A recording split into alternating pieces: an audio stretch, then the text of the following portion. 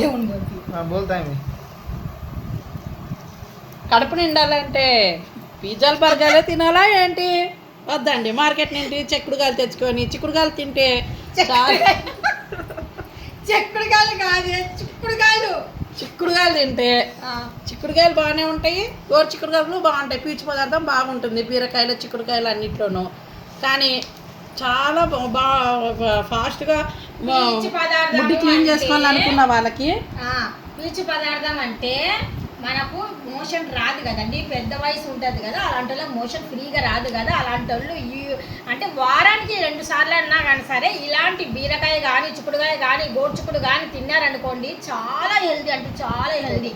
రాత్రి వండుకొని తినండి, ఉదయంకి మీ కడుపు ఫ్రీ అయిపోతుంది, మోషన్ కూడా చాలా ఈజీగా వచ్చేస్తుంది అనమాట.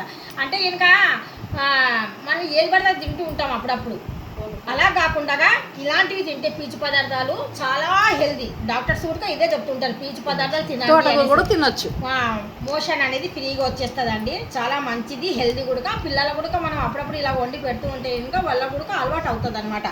అప్పుడప్పుడు కాకపోతే ఇంకా యూట్యూబ్లో ఒకసారి 2 సార్లు తినండి, పిజ్జాలు బర్గర్లు కాదు. చిక్కుడుకాయలు పురుగులు ఉండకూడదు అంటే ఇలా ఇలా చెక్ చేసుకోండి, ఇలా చింపి చూడండి, పొట్ట చింపితే పురుగులు ఉండునా చూడండి, నీట్గా కనబడతాయి. బాగుందంటే ఇలా తుంచేసుకోవడమే,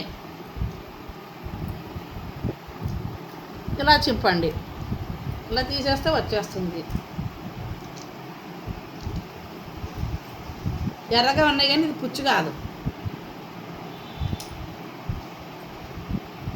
మా అక్క ఛానల్ కూడా ఉంది, మా అక్క ఛానల్ పేరు అయితే ఇంకా ముసాఫర్ ఏ పేరే జెనిఫర్ అంట.